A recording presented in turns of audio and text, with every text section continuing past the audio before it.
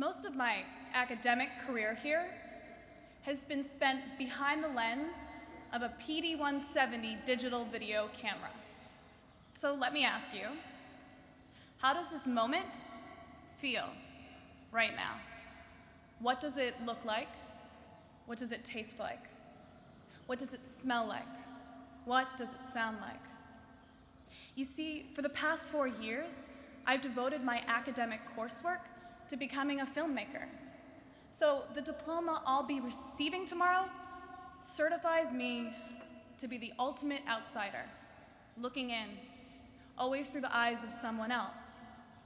My undergraduate years have been about seeing the world in fragments, through the eyes of the camera, but perhaps more importantly, through your eyes.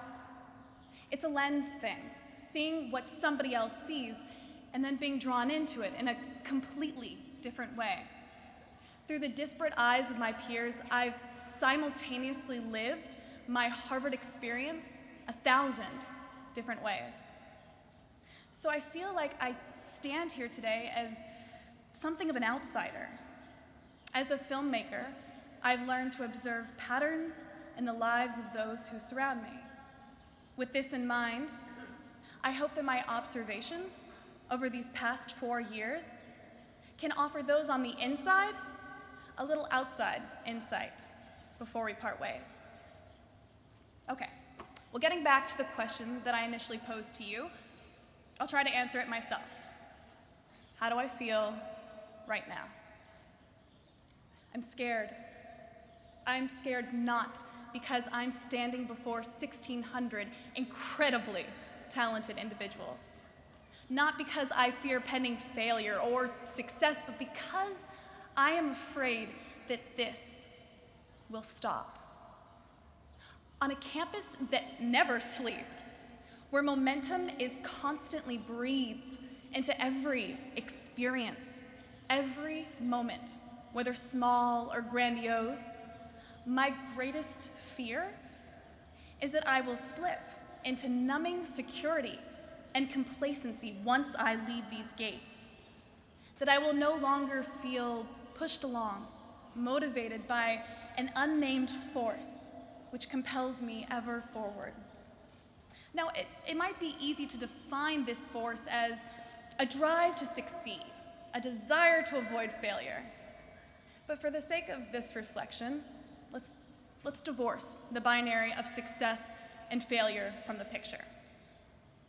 So why do we push ourselves? Why do we feel this internal motivation to endlessly propel ourselves forward?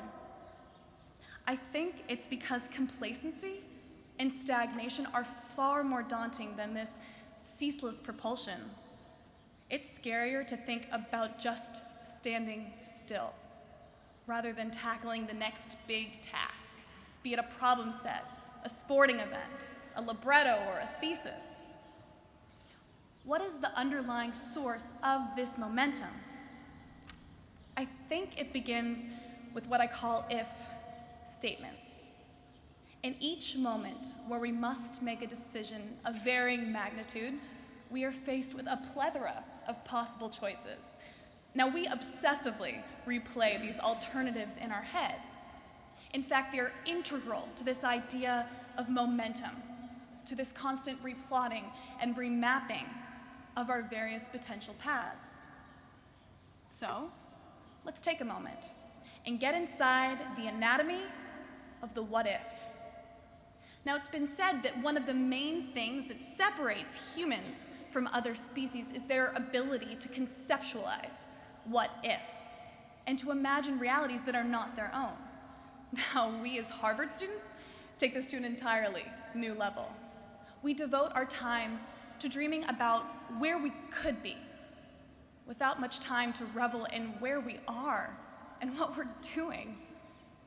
But when we take the beauty and the benefit of the imaginative scope of the human being to this extreme, it can stop being helpful and start being an impediment. What motivates us to never accept the reality of our situations? Now, we exist in a world born of our own design, where the ghosts of memories remind us of what could have been and the many possible permutations of what could still be. Now, some say this makes us visionaries. But a refusal to accept reality is a really painful way of life. It's what pushes us to fight for more, to never accept less than what we strive to be. Because if we accepted the now, the way things really are, we'd lose our momentum. And perhaps more importantly, we'd lose our way. And that is one thing I have come to learn here at Harvard. We never stop. We are always moving. It's this eternal fear of the desired what if turning into a complacent what is that propels us forward. What it comes down to is that we're so afraid of potentials working themselves out to realities that it makes us inappropriately fearless. You all defy fear daily, in fact. You laugh in the face of terror. You strip naked the night before finals and run fearlessly around the yard. But I challenge each of you to see the merit and the strength that can come from fear. We're surrounded by people who tell us we're on top of the world, that we have all possible roads ahead of us, that we're about to make life choices. But the scary thing is that we've already made a lot of those choices. And many of us, most of us, haven't realized that yet. So today, I stand in front of you because I want you all to know the power both of fear and of being aware of the choices you have already made and will continue to make. Now, fear does not yield paralysis, but instead, this vulnerability pushes us to a new level of introspection and self-discovery. At first, when I was writing this speech, I couldn't find an ending. By this point, we've already repeatedly asked ourselves, what if? And it's because of that simple question, with the completion of these 4 years, that a new cycle has already begun. Once again, for us all, the momentum has begun to build. So now, right now, let's pause and together become the outsiders. Let's step back and value our fear precisely because it makes us fearless. You know, it might be worth appreciating, if only for a second, how many different ifs we all have. How much potential we've built up over these past 4 years. And how, at this turning point, the fear of what comes next, it's our best friend. We've just got to run with it. So thank you, dear friends and fellow classmates of the class of 2010, and congratulations. Thank you.